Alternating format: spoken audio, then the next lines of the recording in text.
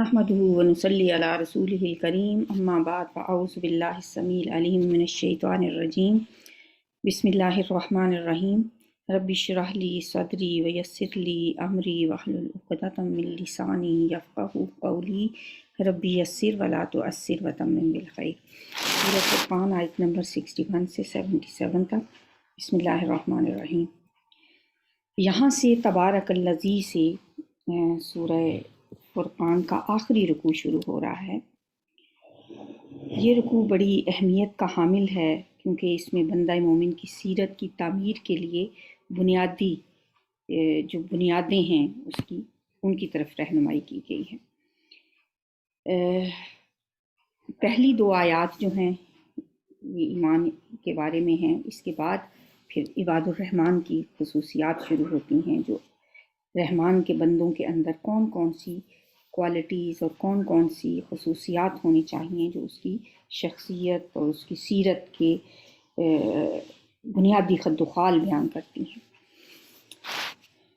ये पहली दो आयात हैं। तबारकल्लज़ी, बरकत वाली है वो ज़ात, अल्लज़ी जिसने जअला बनाए, फिस्समाई आसमान में, बुरूजन, बुर्ज की जमा है बुरूज, बुर्ज, वजअला और उसने बनाया, फ़ीहा इसमें, सिराजन व क़मरम मुनीरा, सिराजन एक चिराग, व क़मरम मुनीरा और एक चाँद रोशनी करने वाला। उर्दू में कमर का लफ्ज़ चाँद के लिए इस्तेमाल होता है और सिराज एक चिराग यानी सूरज को एक चिराग करार दिया गया है। यानी चिराग का लफ्ज़ सूरज के लिए इस्तेमाल हुआ है और चाँद को रोशन कहा गया है। अब तक तो ये हकीकत इंसान के इल्म में आ चुकी है कि सूरज के अंदर जलने का अमल जारी है, जिसकी वजह से वो रोशनी के साथ साथ हरारत भी प्रोवाइड करता है, जबकि चाँद महज सूरज की रोशनी के रिफ्लेक्शन की वजह से रोशन नज़र आता है और इसकी सतह भी हमारी सतह ज़मीन की सतह से मिलती जुलती है। और अब तो खैर इंसान चाँद की सतह का अमली तौर पर मुशाहिदा भी कर चुका है। तो यहाँ ये फरमाया गया है कि कितनी बरकत वाली है वो ज़ात जिसने आसमान में बुर्ज बनाए और इसने एक चिराग और एक रोशनी करने वाला चाँद बनाया। बुर्ज से मुराद सितारे हैं और चाँद और सूरज यहाँ पे बात है। वहुवल्लज़ी जअलल लैला वन्नहार, और वही ज़ात है जिसने बनाया रात को और दिन को, खिलफतन एक दूसरे के पीछे आने वाला, यानी रात और दिन एक दूसरे के पीछे आने वाले हैं। दिन के बाद रात आती है, रात के बाद दिन आता है। इन दिन रात का उलट फेर जो है ये अल्लाह की निशानियों में से है और अल्लाह की निशानियों पर गौर करने से इंसान को अल्लाह की ज़ात और उसकी कुदरत और हिकमत की मार्फत हासिल होती है और फिर इंसान अल्लाह की नेमतों का शुक्र अदा करता है। इसलिए फरमाया कि उसने रात और दिन को एक दूसरे के पीछे आने वाला बनाया। लिमन अरादा, ये बातें उसके लिए हैं जो चाहे, अरादा जो इरादा करे, अन यज़्ज़क्करा कि वो नसीहत हासिल करे, औ अरादा या वो चाहे, शुकुरा कि वो शुक्र गुजारी इख्तियार करे। ये शुक्र करने के लिए और अल्लाह की नेमतों पर, और जो शख्स ये चाहता है कि अल्लाह की निशानियों पे, कायनात के ज़र्रे ज़र्रे पे गौर व फिक्र करे, तो ये चीज़ें उसकी अल्लाह की तौहीद और उसकी कुदरत पर दलालत करती हुई महसूस होती हैं। अब ये दो आयात तो थीं, ये समझ लें कि गोया इस मज़मून की तमहीद के तौर पर थी, जिसमें इबादुर रहमान यानी अल्लाह के महबूब बंदों की सीरत का नक्शा खींचा गया है।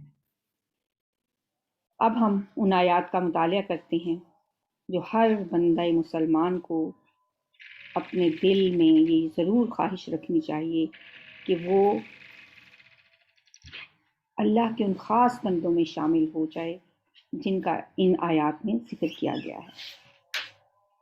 और इन बंदों को इबादुर रहमान कहा गया है। यहाँ से ये आयात शुरू होती हैं। व इबादुर रहमानिल्लज़ीना यमशूना अलल अर्ज़ि हौना, और रहमान के बंदे, इबाद जमा है अब्द की, और रहमान के बंदे, अल्लज़ीना वो हैं जो, यमशूना जो चलते हैं, मशा यमशी चलने को कहते हैं, जो चलते हैं, अलल अर्ज़ी ज़मीन पर, हौनन آہستگی کے ساتھ، نرمی کے ساتھ، عاجزی کے ساتھ وہ اپنے مالک اللہ کے بندے اور غلام بن کے چلتے ہیں۔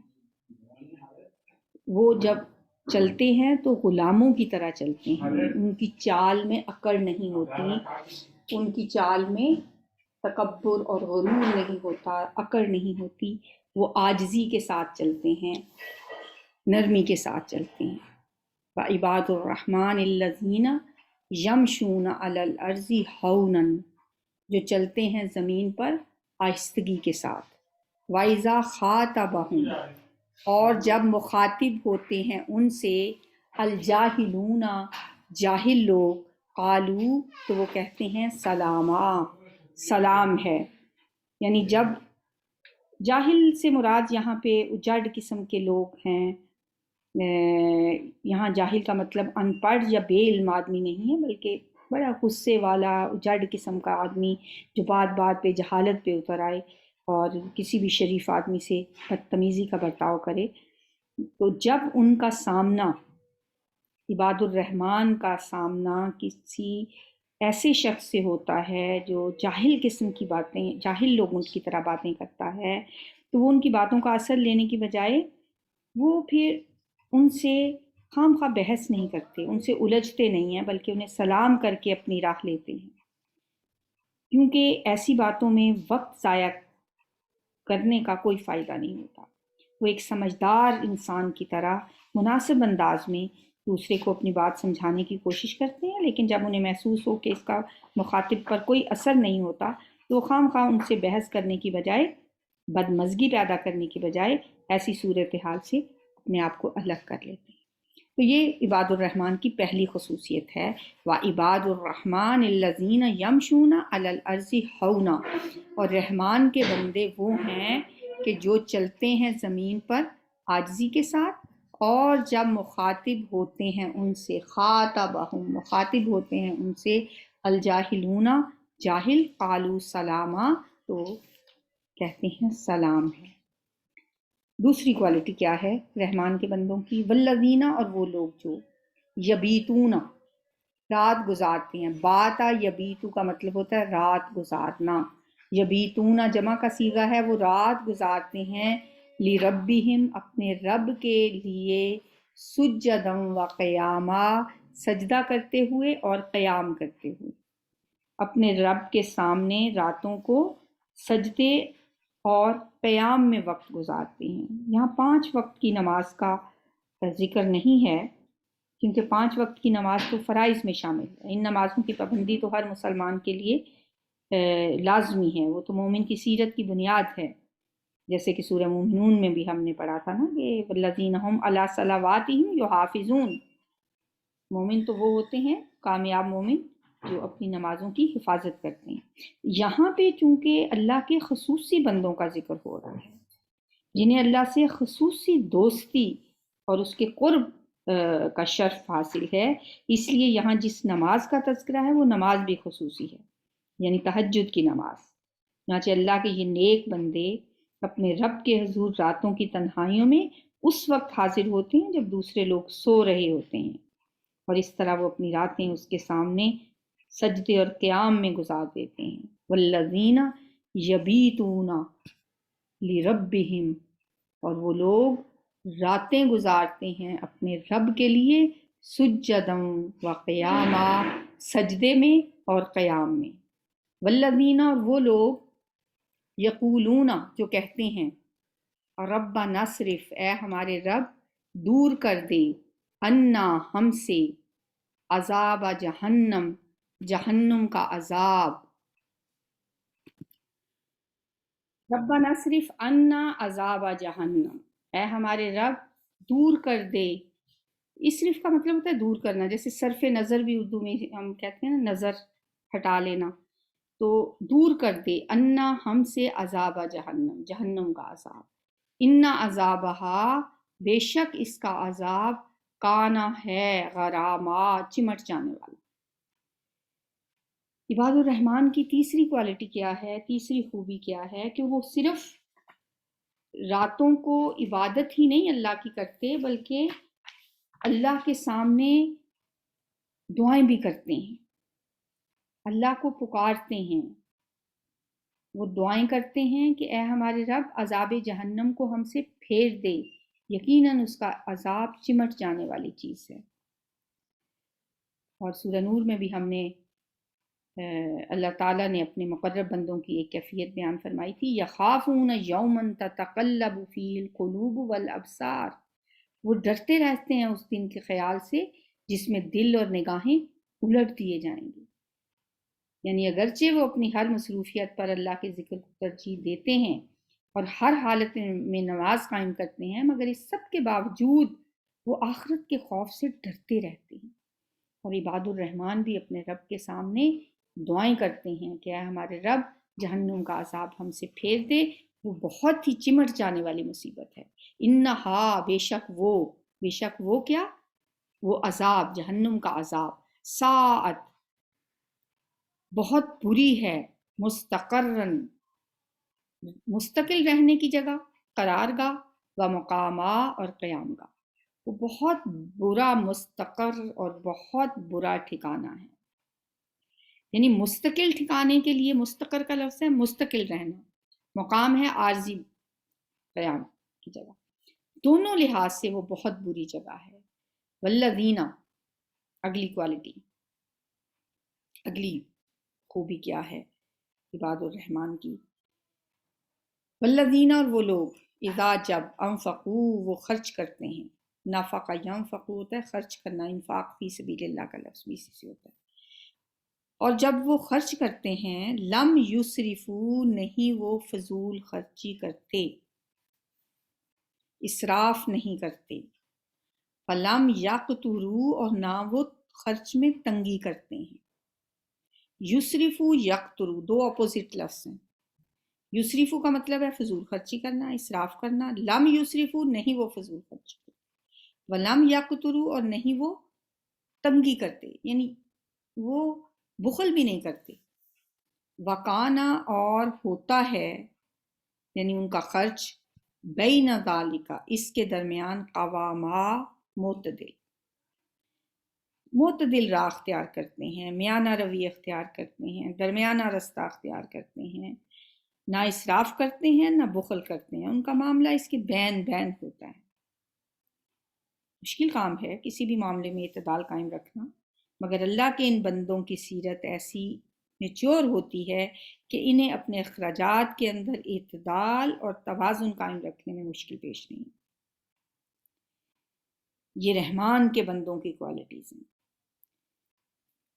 والذین، اور اگلی کوالٹی کیا ہے، اگلی خوبی کیا ہے؟ والذین، اور وہ لوگ، لا یدعون، نہیں پکارتے، مع اللہ، اللہ کے ساتھ، الہًا آخر، کسی دوسرے معبود، یعنی وہ شرک نہیں کرتے، وہ ایک اللہ کی عبادت کرتے ہیں۔ اللہ الصمد، لم یلد ولم یولد ولم یکن لہ کفوا احد پہ کاربند رہتے۔ لا یدعون، نہیں پکارتے، مع اللہ، اللہ کے ساتھ، الہًا آخر، کسی اور معبود کو، اور وہ معبود ان کا اپنا نفس بھی ہو سکتا ہے، دولت بھی ہو سکتی ہے، خواہشات بھی ہو سکتی ہیں، اور کوئی بھی اللہ کے ساتھ کسی کو شریک نہیں ٹھہراتے۔ ولا یقتلون، اور نہ وہ قتل کرتے ہیں، النفس، اس جان کو، التی، جس کو، حرم اللہ، حرام قرار دیا ہے اللہ نے، الا بالحق، مگر حق کے ساتھ۔ جس جان کو اللہ نے محترم ٹھہرایا ہے اسے قتل نہیں کرتے مگر حق کے ساتھ۔ حق سے مراد کیا ہے؟ وہ ساری قانونی صورتیں جن صورتوں میں کسی انسان کی جان لی جا سکتی ہے، یعنی قتل کے بدلے قتل، یا مرتد کا قتل۔ مرتد کون ہوتا ہے؟ جو دین اسلام سے پھر جاتا ہے۔ اب اگر عدالت اسے قتل کی سزا دیتی ہے تو وہ بھی حق کے ساتھ قتل ہے۔ اسی طرح حربی کافر کا قتل جنگ میں، اور شادی شدہ زانی کا رجم کرنا، وہ بھی قتل، یہ حق کے ساتھ قتل۔ اس کے علاوہ وہ کسی کو قتل نہیں کرتے۔ ولا یزنون، اور نہ وہ زنا کرتے ہیں۔ اب یہ تین صورتیں یہاں بیان کی گئی ہیں اس آیت میں، اور یہ تینوں کبیرہ گناہ ہیں۔ शिर्क, कत्ल नाहक और ज़िना। शिर्क के बारे में तो अल्लाह ने कुरान में 2 दफ़ा फरमा दिया कि शिर्क को हरगिज़ हरगिज़ माफ़ नहीं किया जाएगा, किसी सूरत में भी। इसके अलावा जो अल्लाह चाहे गुनाह जो चाहे माफ़ करना वो माफ़ कर सकता है, लेकिन शिर्क माफ़ नहीं होगा जब तक कि कोई सच्चे दिल से उसके लिए अल्लाह से माफ़ी ना मांगे और अल्लाह माफ़ ना करे।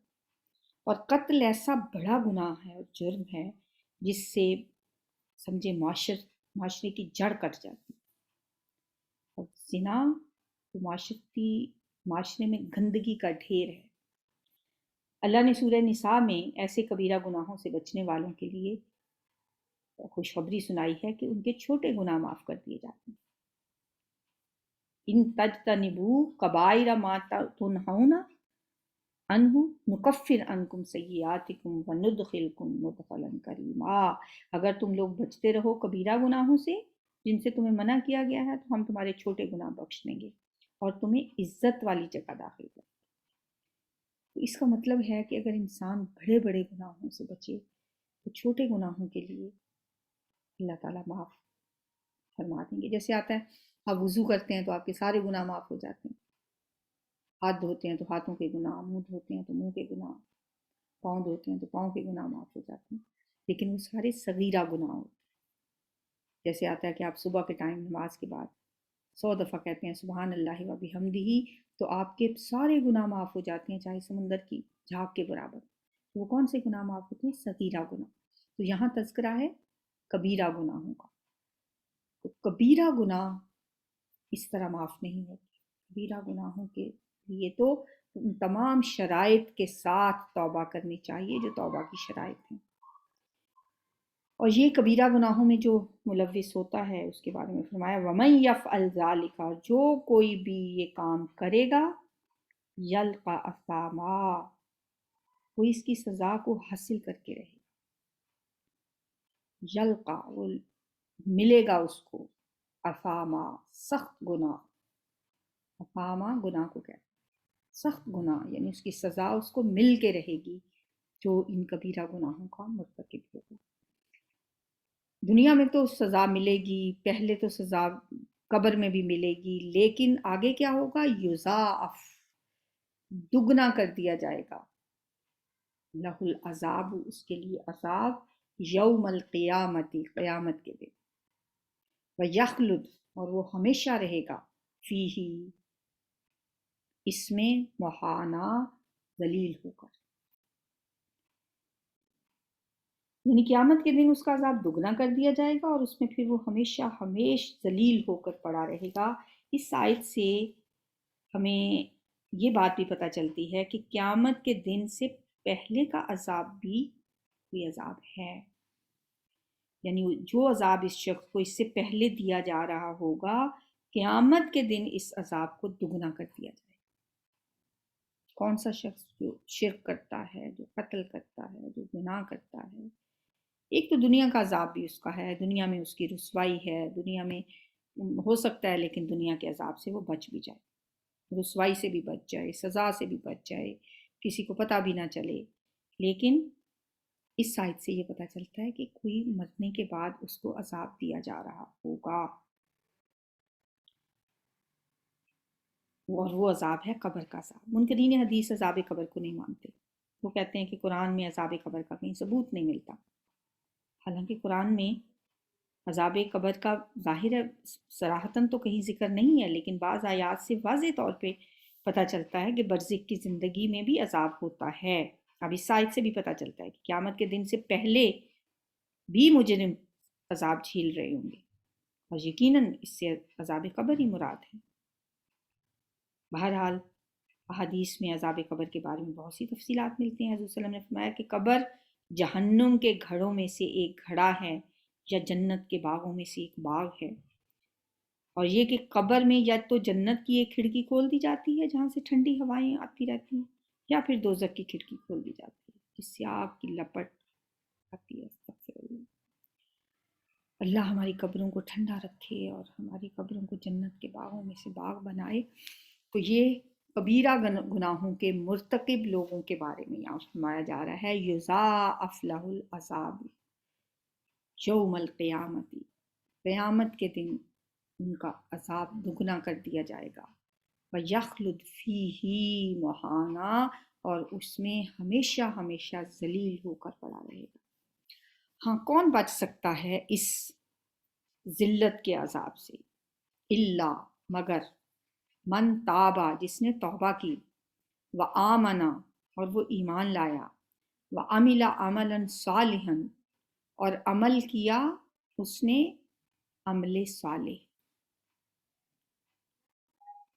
फ़उलाइका, तो यही लोग हैं, युबद्दिलुल्लाहु, बदल देगा अल्लाह, सय्यातिहिम, उनके गुनाहों को, हसनात, नेकियों से।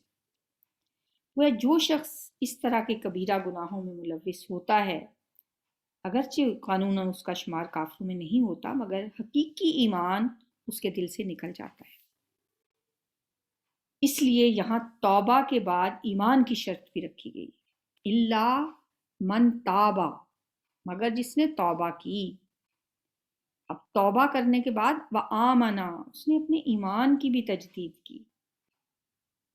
ऐसे शख्स की तौबा दरअसल असर नौ ईमान लाने के बराबर है। तो ऐसी सच्ची तौबा करता है गोया फिर से ईमान लाया, क्योंकि इतने बड़े बड़े गुनाहों का जब इंसान इर्तिकाब करता है तो उस वक्त ईमान उसके दिल में नहीं होता, उसके दिल से ईमान निकल जाता है। अब उसे दोबारा नए सिरे से ईमान को ताज़ा करना होता है सच्ची तौबा के ज़रिए। बहरहाल अगर उसने मौत के आसार देख लिए फिर तो तौबा कबूल नहीं होगी।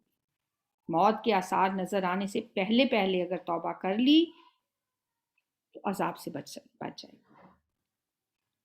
इल्ला मन ताबा, जिसने तौबा कर ली, ये कबीरा गुनाह करने के बाद भी, कत्ल, ज़िना, शिर्क के बाद भी जिसने सच्ची तौबा कर ली और अपने ईमान की असर नौ तजदीद कर ली, यानी इतनी सच्ची तौबा की कि अब नए सिरे से उसका ईमान ताज़ा हो गया। व अमिला अमलन सालिहन, फिर उसके बाद वो अमले साले करने लगे। ये नहीं कि एक दफ़ा तौबा की दोबारा फिर वही अमल दोहराना शुरू कर। तौबा की शराइत में ये चीज़ शामिल है कि एक तो उस गुनाह का दोबारा से इर्तिकाब न किया जाए, और उसके बाद फिर अमले साले किए जाए। और जिस गुनाह से तौबा की है, अगर उसका ताल्लुक कहीं इंसानी हकूक़ की खिलाफ वर्जी से है तो उसको भी कंपनसेट करना होगा। ये नहीं कि कोई शख्स चोरियां करता रहा सारी ज़िंदगी, लोगों का माल जमा अपने पास कर लिया, तो अब तौबा करने से तो माफ़ी नहीं मिलेगी जब तक वो माल भी वापस नहीं लौटाया जाए। अगर किसी शख्स की तज़हीक की है, तज़लील की है, तो उससे भी माफ़ी मांगनी पड़ेगी। सिर्फ अल्लाह से माफ़ी मांगना काफ़ी नहीं है। अगर किसी को कत्ल किया है तो उसका खून बहा भी अदा करना पड़ेगा। हाँ, शिर्क अगर किया है अल्लाह के साथ तो अब मामला आपका और अल्लाह का है, अब बंदे बीच में नहीं है। लेकिन अगर उसका ताल्लुक बंदों के साथ है तो फिर बंदों की के साथ जो ज़्यादती की है उसको भी कंपनसेट करेगा, तौबा करेगा, ईमान की तजदीद करेगा, अमले साले करेगा। फिर अल्लाह ऐसे शख्स को क्या देगा, फ़उलाइका युबद्दिलुल्लाहु सय्यातिहिम हसनात, तो ऐसे लोगों की बुराइयों को अल्लाह नेकियों से बदल देता है। इसके दो मानी हैं, एक तो ये कि नामा अमाल में जो बुराइयों का इंदराज था वो साफ कर दिया जाएगा, जितनी बुराइयां उसके नामा अमाल में लिखी हुई होंगी वो साफ कर दी जाएंगी और उसकी जगह नेकियों का इंदराज हो जाएगा। और दूसरे ये कि तौबा करने से इंसान के जो उसके दामन पे जो बुराइयों के धब्बे हैं वो धुल जाते हैं और उसका दामन साफ शफाफ हो जाता है। और ये बहुत बड़ी बात है, इस आयत को अगर हम ध्यान से देखें, मीनिंग इसके बहुत गहरे हैं। युबद्दिलुल्लाहु सय्यातिहिम हसना, बदल देगा अल्लाह उनके गुनाहों को नेकियों से। جو سیدھا سیدھا اس کا مطلب نظر آ رہا ہے نا، وہ تو یہی ہے کہ ایک ایک گناہ کے بدلے ایک ایک نیکی لکھ دی جائے گی، اور اٹ ڈیپینڈس کہ اس نے توبہ کیسی کی ہے۔ یعنی اگر اس نے اتنی سچی توبہ کی ہے کہ اللہ کے سامنے اپنے گناہوں کا اتنا کھل کے اعتراف کیا ہے کہ اللہ کو اس کی توبہ پسند آ گئی ہے، جیسے علامہ اقبال فرماتے ہیں، موتی سمجھ کے شان کریمی نے چن لیے، قطرے جو تھے میرے عرق انفعال کے، جو شرمندگی کے آنسو میں نے بہائے، وہ شان کریمی نے موتی سمجھ کے چن لی۔ پھر جس کی توبہ اللہ کو اس قدر پسند آ جائے تو پھر اللہ کے لیے کیا مشکل ہے کہ یبدل اللہ سیئاتہم حسنات، کہ وہ اس کے گناہوں کو نیکیوں سے بدل دے۔ جیسے ایک حدیث میں بھی ایک مفہوم ہے ایک حدیث کا کہ ایک شخص جو سب سے آخر میں جنت میں جائے گا، اللہ تعالیٰ اس کے چھوٹے چھوٹے گناہوں کا تذکرہ کرے گا، ان سے پوچھے گا، اور بندے کے پاس کوئی چارہ نہیں ہوگا اعتراف کرنے کے علاوہ کہ یہ گناہ بھی تم نے کیے تھے، یہ بھی کیے تھے۔ جو چھوٹے چھوٹے گناہ اللہ اس کو یاد کرائے گا اور وہ مانتا جائے گا کہ ہاں یہ میں نے کیے ہیں، اور دل میں وہ سوچ رہا ہوگا کہ ابھی تو میرے بڑے بڑے کبیرہ گناہ بھی پڑے ہیں، کہیں اللہ ان کے بارے میں نہ پوچھنے لگ جائے۔ وہ اپنی طرف سے بچ رہا ہوگا کہ کہیں ان کا تذکرہ نہ آ جائے۔ تو اللہ تعالیٰ فرمائیں گے کہ تمہارے یہ جو جن گناہوں کا تذکرہ کیا گیا ہے ابھی، ان کے بدلے میں تمہیں نیکیاں دی جا رہی ہیں، گناہوں کے بدلے تمہارے گناہوں کو نیکیوں سے بدلا جا رہا ہے۔ وہ کہے گا یا اللہ وہ میرے تو وہ والے بڑے بڑے گناہ بھی ابھی رہتے ہیں۔ تو یہ بات بتا کے نبی صلی اللہ علیہ وسلم مسکرا دیے کہ یعنی جب اس کو پتہ چلا کہ میرے گناہوں کے بدلے میں مجھے نیکیاں ملنے لگ گئی ہیں، اللہ کی شان کریمی، اس کی شان رحمت اس وقت جوش میں ہے، اور وہ اس کے گناہوں کے بدلے میں نیکیاں عطا فرما رہا ہے، تو اب اپنے کبیرہ گناہوں کا بھی وہ تذکرہ کرے گا، یا اللہ میرے یہ والے بھی گناہ ہیں۔ نبی صلی اللہ علیہ وسلم یہ بات بتاتے ہوئے مسکرا دیے۔ اللہ تعالیٰ کی رحمت بہت وسیع ہے، اس کے لیے کچھ مشکل نہیں۔ یبدل اللہ سیئاتہم حسنات، لیکن یہ نہیں ہے کہ ہم اس امید پہ بیٹھے رہیں کہ ہم نے تو بڑے گناہ کیے ہیں، ہمارے سارے گناہ نیکیوں میں بدل جائیں گے۔ اس کے لیے کیا ہے؟ الا من تاب وآمن وعمل عملا صالحا، پہلے ایسی توبہ تو کریں، پہلے ہم ویسے بن کے تو دکھائیں۔ جلوہ طور تو موجود ہے، موسیٰ ہی نہیں۔ ہم میں کوئی ایسا ہو تو صحیح جو ایسی توبہ کرنے والا ہو۔ تو اللہ کی شان تو ایسی ہی ہے کہ گناہوں کو نیکیوں سے بدل دے۔ وَقَانَ اللَّهُ غَفُورًا رَحِيمًا، اور اللہ ہے بہت بخشنے والا، بہت رحم کرنے والا۔ وَمَن تَابَ، اور جو توبہ کرے، وَعَمِلَ صَالِحًا، اور نیک عمل کرے، فَإِنَّهُ، تو بے شک وہ، یتوب، وہ رجوع کرتا ہے، الی اللہ، اللہ کی طرف، متابا، رجوع کرنا۔ جو شخص بھی توبہ کے بعد گناہوں سے الگ ہو گیا، تقوی پہ چل پڑا، تو یہی اصل توبہ ہے۔ اور اس کے برخلاف اگر کوئی شخص زبان سے تو توبہ کے الفاظ ادا کرتا رہے، استغفر اللہ کی تسبیحات بھی پڑھتا رہے، سوا لاکھ کی آیت کریمہ بھی لوگوں سے پڑھوا کے ختم کروا لے، لیکن اس کے اعمال ویسے کے ویسے ہی رہیں، نہ وہ گناہوں سے باز آئے، نہ وہ لوگوں کی حق تلفیاں کرنے سے باز آئے، تو پھر ایسی توبہ تو اللہ کے ہاں مقبول نہیں ہے، اور اس کی توبہ کی کوئی حیثیت نہیں ہے۔ توبہ کس کی ہے؟ فَإِنَّهُ يَتُوبُ إِلَى اللَّهِ مَتَابًا، وہ شخص جو اللہ کی طرف صحیح معنوں میں رجوع کرتا ہے توبہ کرنے کے۔ اگلی خوبی کیا ہے عباد الرحمن کی؟ والذین، اور وہ لوگ، لا یشہدون الزور، جو نہیں گواہی دیتے جھوٹی، جو جھوٹی گواہی نہیں دیتے۔ یہ صرف جھوٹ کی گواہی سے بچنے کی بات نہیں ہے، بلکہ اس سے ایک ایسی کیفیت کا اس میں ذکر ہے جس کے اندر جھوٹی گواہی سے بچنے کا مفہوم خود بخود پایا جاتا ہے یعنی اللہ کے نیک بندے حق و صداقت میں اس قدر پختہ ہوتے ہیں کہ کسی ایسی جگہ پر وہ اپنی موجودگی بھی گوارا نہیں کرتے جہاں جھوٹ بولا جاتا ہے۔ یعنی اس کا ترجمہ ہم یوں بھی کر سکتے ہیں، لا یشہدون الزور، نہیں وہ حاضر ہوتے جھوٹ پر، نہیں وہ موجود رہتے جھوٹ پر۔ یعنی جہاں جھوٹی بات کا شائبہ بھی ہو وہاں ان کی موجودگی اپنی وہ گوارا نہیں کرتے۔ جہاں جھوٹ پہ مبنی کوئی بھی کام ہو رہا ہو، جہاں جھوٹ بولا جا رہا ہو اور اس میں جھوٹی گواہی بھی شامل ہے، تو ایسی جگہ پہ وہ اپنی موجودگی گوارا نہیں کرتے۔ والذین لا یشہدون الزور، اور وہ جھوٹی گواہی نہیں دیتے یا جھوٹ پر موجود نہیں رہتے۔ وَإِذَا مَرُّوا، اور جب وہ گزرتے ہیں، باللغوی بےہودہ کام کے پاس سے، لغو کے پاس سے، مرو تو وہ گزر جاتے ہیں، کراما باعزت، تو وہ باعزت گزر جاتے ہیں جب وہ لغویات کے پاس سے گزرتے ہیں۔ اگر ان کا کہیں اتفاق سے کسی کھیل تماشے یا لغو کام پر سے گزر ہو تو اس سے اپنا دامن بچا کر بے نیازی سے گزر جاتے ہیں۔ سورہ مومنون میں بھی ہم نے پڑھا تھا نا، والذین هم عن اللغو معرضون، کہ مومنین ہر قسم کی لغویات سے اعراض کرتے ہیں۔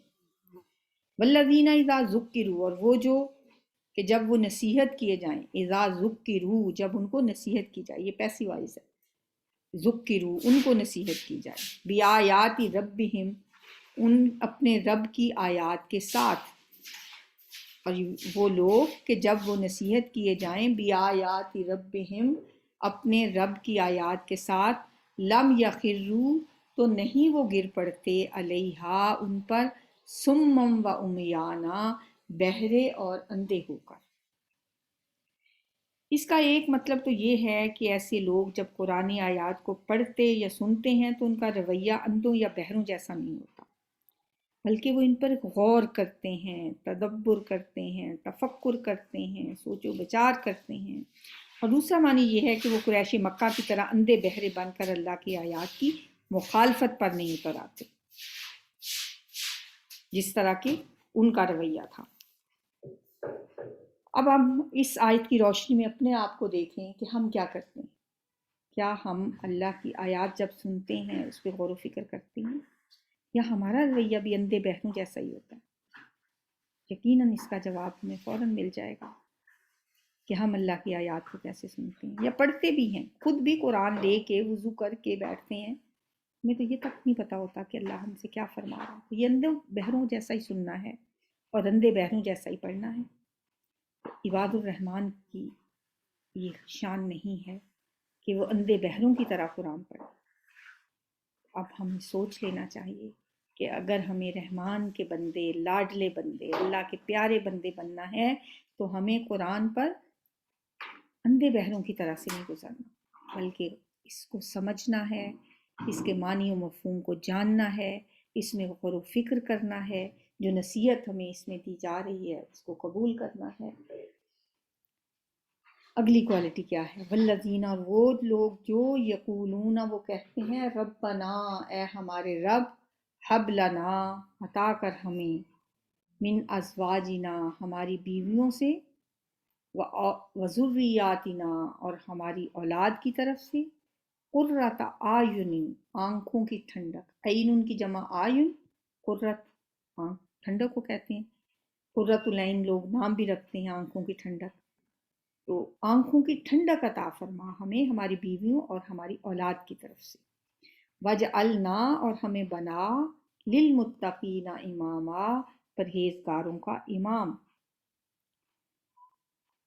یعنی جس رستے پر وہ کہتے ہیں کہ ہم چل رہے ہیں، یا اللہ ہمارے اہل و عیال کو بھی اسی رستے پر چلا دے تاکہ ان کی طرف سے ہمیں آنکھوں کی ٹھنڈک نصیب ہو، کیونکہ اللہ کے ان نیک بندوں کی آنکھوں کی ٹھنڈک تو اسی میں ہوگی کہ ان کے گھر والے بھی اللہ کے فرما بردار بنیں، اللہ کی بندگی کے رستے کو اختیار کریں۔ اس کے برعکس اگر گھر کا سربراہ تو اللہ کے دین پہ چلنے والا ہو اور اس کے گھر والے جو ہیں ان کے ترجیحات بھی الگ ہوں اور ان کی مشغلے بھی الگ ہوں، پھر ظاہر ہے گھر کے اندر ایک کشمکش کا ماحول پیدا ہو جائے گا جو ان میں سے کسی کے لیے بھی باعث سکون نہیں ہوگا.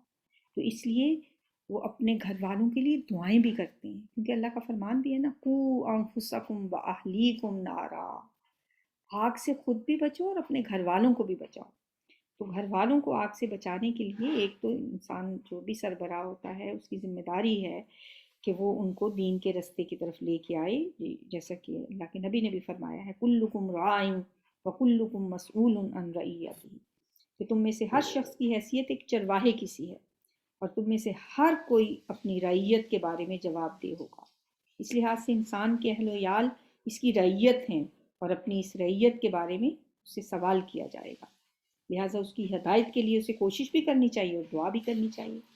اب یہاں پہ وہ دعا کرتے ہیں کہ اے ہمارے رب، ہمیں ہماری بیویوں اور ہماری اولاد کی طرف سے آنکھوں کی ٹھنڈک نصیب فرما. اس لیے جو بچے نماز نہیں پڑھتے یا کسی کے گھر میں کسی کی بیوی نماز نہیں پڑھتی یا شوہر نماز نہیں پڑھتا، تو اس کے لیے نماز پڑھنا یا قرآن پڑھنا یا دین کی طرف اس کا رجحان نہیں ہے، تو ان کے لیے یہ دعا مانگنی چاہیے. یہ بہت افیکٹو دعا ہے جو اللہ نے ہمیں سکھائی ہے. ربنا سے ربنا حب لنا من ازواجنا وذریاتنا قرۃ اعین واجعلنا للمتقین اماما. للمتقین اماما، ہمیں متقین کا امام بنا. اس کا یہ مطلب نہیں کہ عباد الرحمن امامت کے لیے بے قرار ہیں کہ انہیں امام بنا دیا جائے، بلکہ اس دعا کو اس طرح سمجھنا چاہیے کہ مرد چونکہ گھر کا سربراہ ہوتا ہے اور اس کے بیوی بچے اس کے پیروکار ہوتے ہیں، چنانچہ گھر کے سربراہ کی دعا جو ہے اور اس کی خواہش جو ہے وہ ایسی ہونی چاہیے کہ اللہ اس کے اہل و عیال کو بھی متقی بنا دے.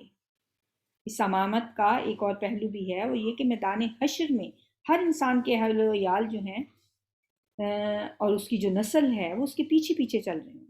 عباد الرحمن کی یہ دعا اس لحاظ سے بھی موزوں ہے کہ اے اللہ میدان حشر میں ہم جن لوگوں کے لیڈر بنیں، جن کے امام بنیں، ان کو بھی نیک اور پرہیزگار بنا دیں تاکہ وہ لوگ بھی ہمارے ساتھ جنت میں داخل ہوں اور ہماری خوشی کا باعث بنیں. ایسا نہ ہو کہ ہمارے پیچھے آنے والی نسلوں کے لوگ جہنم کے مستحق ٹھہریں. تو یہ مطلب ہے وَجَعَلْنَا لِلْمُتَّقِينَ إِمَامًا کا. اولئک، یہی لوگ، یجزون، بدلے میں دیے جائیں گے، جزا دیے جائیں گے، یعنی ان کو جزا ملے گی، ان کو بدلہ ملے گا کس چیز کا؟ الغرفۃ، اونچے محلات، بالا خانے، بالا خانے اونچی جگہیں. کیوں؟ بما صبروا، اس وجہ سے کہ انہوں نے صبر کیا. وَيُلَقَّوْنَ، اور وہ استقبال کیے جائیں گے، فیہا، اس میں، تحیتاً، دعا و سلام کے ساتھ، تحیتاً و سلاما. تحیت دعائیہ الفاظ، سلامہ سلامتی کی دعا، تحیتاً و سلاما. اللہ تعالیٰ دنیا میں بندوں کو آزماتا ہے، لیکن نیک انسان کی زندگی میں بے شمار موقع ایسے آتے ہیں جب اس کے سامنے گناہ کا رستہ کھلا ہوتا ہے، لیکن دوسری طرف نیکی اور اللہ کی فرمانبرداری کے رستے پر استقامت کے ساتھ چلنے کے لیے قدم قدم پر اس کو صبر کی ضرورت ہوتی ہے اور اسے اپنی شہوات کو، اپنے نفس کو قابو رکھنا پڑتا ہے. اب ایک بندہ مومن ان دونوں رستوں میں سے اگر صبر والا رستہ اختیار کرتا ہے، نیکی کا رستہ اختیار کرتا ہے، تو وہاں تو قدم قدم پر اسے صبر کرنا پڑے گا. پوری زندگی اس کی صبر ہے. اگر اسے اپنے آپ کو گناہ سے بچانا ہے تو بھی صبر ہے، اگر نیکی کے رستے پہ چلنا ہے وہ بھی صبر ہے، اگر مشکلات پہ اس نے استقامت دکھانی ہے تو بھی صبر ہے. لہٰذا پوری زندگی اس کی صبر سے عبارت ہے. چنانچہ یہاں پہ یہ کہا گیا کہ جو اس نے دنیا میں صبر کیا، اس صبر کے بدلے میں یجزون الغرفۃ بما صبروا، جو انہوں نے صبر کیا اس کے بدلے میں انہیں جنت میں بالا خانے، اونچے محلات ملیں گے اور وہ استقبال کیے جائیں گے اس میں دعا و سلام کے ساتھ. وَيُلَقَّوْنَ فِيهَا تَحِيَّةً وَسَلَامًا. خالدین فیہا، ہمیشہ رہنے والے ہیں اس میں، हसुनत, हसुनत उसमें अच्छी है, मुस्तकर्रन करारगाह, व क़यामा और क़यामगाह, व मुकामा और क़यामगाह। हसुनत मुस्तकर्रम व मुकामा, उसमें अच्छी है वो करारगाह और क़यामगाह। ये वही मतलब है जो पीछे भी हमने पढ़ा, यानी वो इसमें हमेशा रहेंगे। वो बहुत ही उम्दा जगह है मुस्तकिल क़याम के लिए भी और थोड़ी देर ठहरने के लिए।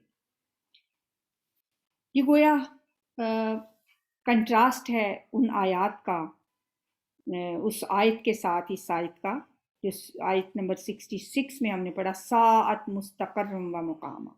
वो था कि बहुत बुरा है वो, मुस्तकिल क़याम के लिए भी वो जगह बहुत बुरी है और थोड़ी देर ठहरने के लिए भी बहुत बुरी है, जो हमने दुआ पढ़ी थी ना पिछले आयत नंबर 66 में, रब्बना सिर्फ अन्ना अज़ाब जहन्नम इन्ना अज़ाबहा काना गरामा इन्नहा साअत मुस्तकर्रम व मुकामा। वो बहुत बुरा ठिकाना और बहुत बुरी जगह है। तो यहाँ पे जन्नत के लिए आया हसनत मुस्तकर्रम व मुकामा, वहाँ था साअत मुस्तकर्रम व मुकामा। तो साअत का मतलब है बहुत बुरी क़यामगाह और ठिकाना है, और हसनत का मतलब बहुत अच्छी क़यामगाह और बहुत अच्छा ठिकाना है। अल्लाह से दुआ है कि वो हमें हसनत मुस्तकर्रम व मुकामा वो अता फरमा दे, जो बहुत अच्छी क़यामगाह करारगाह है, जो जन्नत है। अल्लाहुम्मा जअलना फीहिम, अल्लाहुम्मा इन्ना नसअलुका रिज़वानका वल जन्ना व नऊज़ु बिरहमतिका मिनन नार। या अल्लाह, मुझसे रहमत के बस सवाल करते हैं, जन्नत का और जहन्नुम से पनाह मांगते हैं।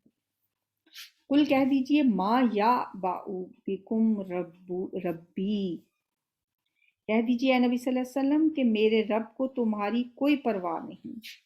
माँ या बाउ, नहीं है परवाह, या बाउ परवाह, बिकुम तुम्हारी, रब्बी मेरे रब को।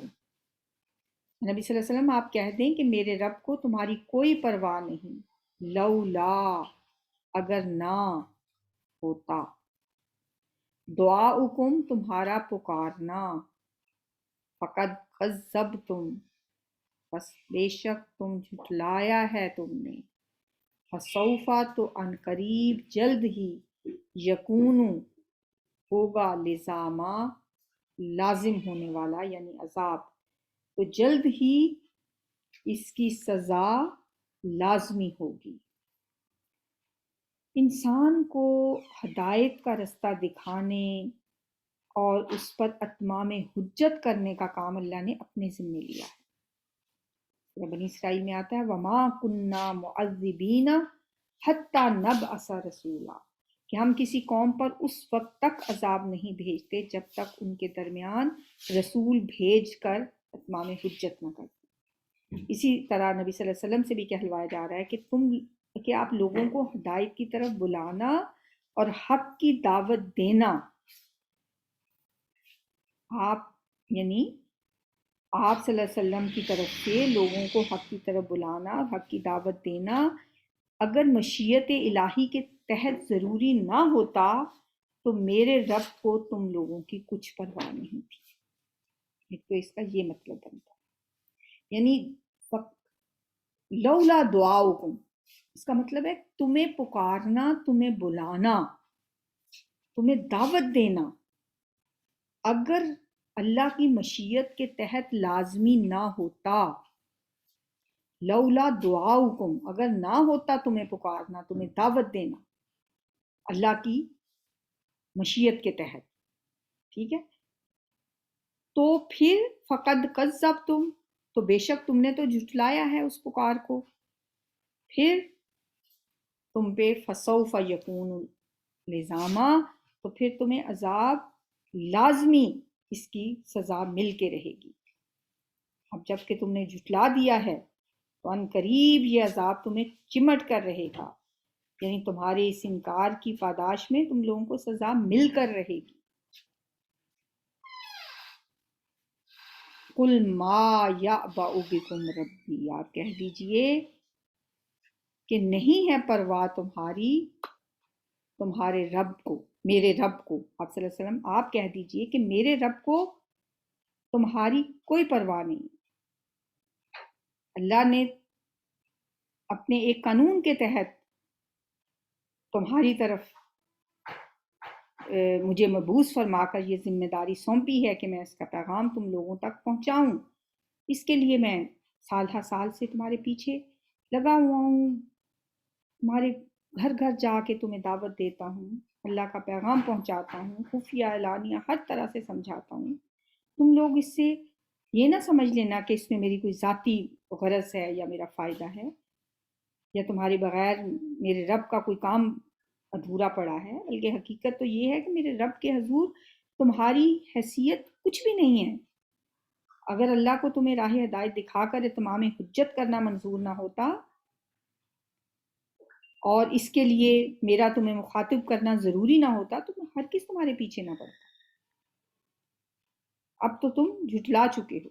اور دوسرا اس کا مطلب یہ بھی ہو سکتا ہے جو اس ترجمے میں دیا گیا ہے کہ نہیں ہے پرواہ تمہاری کرتا پرواہ تمہاری میرا رب اگر نہ ہو تمہارا پکارنا اس کو، یعنی تم جو اس کو پکارتے ہو اگر یہ نہ ہو تو میرے رب کو تمہاری کوئی پرواہ نہیں ہے، لیکن اب تو تم نے وہ پکارنا بھی چھوڑ دیا، اب تم جھٹلا چکے تو اب تمہارے لیے عذاب لازمی ہے۔ تو تھوڑی سی یہ آیت ذرا سمجھنا اس کو مشکل ہے، بار بار اس کو آپ جب سنیں گے تو انشاءاللہ آپ کو سمجھ آ جائے گی۔ اللہ تعالیٰ سے دعا ہے کہ وہ ہمیں ان آیات پہ عمل کرنے کی توفیق عطا فرمائے، اور یہ جو عباد الرحمن کی خصوصیات ہیں یہاں سے شروع ہوتی ہیں، وعباد الرحمن، رحمان کے بندے تو وہ ہیں۔ اب کون ہیں رحمان کے بندے، ان کی پھر یہ خصوصیات بتائی گئیں۔ یہاں سے الذین یمشون علی الارض ہونا پہلی خصوصیت ہو گئی، والذین یبیتون لربہم سجدا وقیاما یہ دوسری خصوصیت ہو گئی، پھر وہ دعائیں مانگتے ہیں، پھر یہ تیسری ہو گئی، پھر وہ خرچ کرتے ہیں تو میانہ روی اختیار کرتے ہیں، پھر ہو گئی، پھر یہ تین بڑے بڑے گناہوں سے وہ بچتے رہتے ہیں، یہ ہو گئی ان کی خصوصیت، پھر وہ توبہ کرتے ہیں، پھر جھوٹی گواہی نہیں دیتے، لغویات سے دور رہتے ہیں، اور اپنے رب کی آیات پہ اندھے بہرے بن کے نہیں گر پڑتے بلکہ ان میں غور و فکر کرتے ہیں، پھر وہ اپنے اولاد کے لیے دعائیں کرتے ہیں۔ اور جو لوگ اپنے اندر یہ خصوصیات پیدا کر لیں گے ان کو ملے گا کیا؟ غرفتہ یجزون الغرفتہ بما صبروا، ان کے صبر کے نتیجے میں جنت کے اونچے محلات ان کو ملیں گے، اور انہیں دعا و سلام پکارا جائے گا، سلام قول من رب الرحیم۔ اور کیا ملے گا ان کو؟ جنت میں ہمیشہ کا قیام، حسنت مستقرم و مقاما، یہ ملے گا ان کو۔ تو ہمیں عباد الرحمن بننا ہے۔ عباد الرحمن کا تو لفظ ہی ایسا ہے کہ اس کے اندر بڑی اپنائیت، بڑی محبت، ایک اللہ کے ساتھ ایک اٹیچمنٹ ہو جاتی ہے۔ رحمان کے بندے، اللہ نے یوں نہیں کہا کہ اچھے انسان کون ہیں یا اللہ کے بندے کون سے، رحمان کے بندے۔ ماں بھی جب اپنے بچے سے کبھی محبت کا اظہار کرتی ہے نا تو وہ پھر اس کا نام لے کے نہیں بلاتی، بلکہ کیا کہتی ہے؟ میرا بچہ، میرا لال، میرا پیارا۔ پھر اپنے کے ساتھ اس کی ایک ایسوسیشن قائم کر لیتی ہے، ماں کا لاڈلا۔ اللہ بھی فرماتے ہیں عباد الرحمن، رحمان کے بندے تو وہ ہیں۔ اب ہمیں یہ سوچنا ہے کہ ہم نے یہ خصوصیات اپنے اندر پیدا کر کے اپنی شخصیت کا حصہ ان چیزوں کو بنا کے ان عباد الرحمن کی صف میں شامل ہونا ہے، یا اللہ کی آیات کو سن کے اندھے بہروں کی طرح گزر جانا ہے، جو کہ آج ہی ہم نے پڑھا ہے۔ سبحانک اللہم و بحمدک، نشہد ان لا الہ الا انت، نستغفرک و نتوب الیک۔ السلام علیکم۔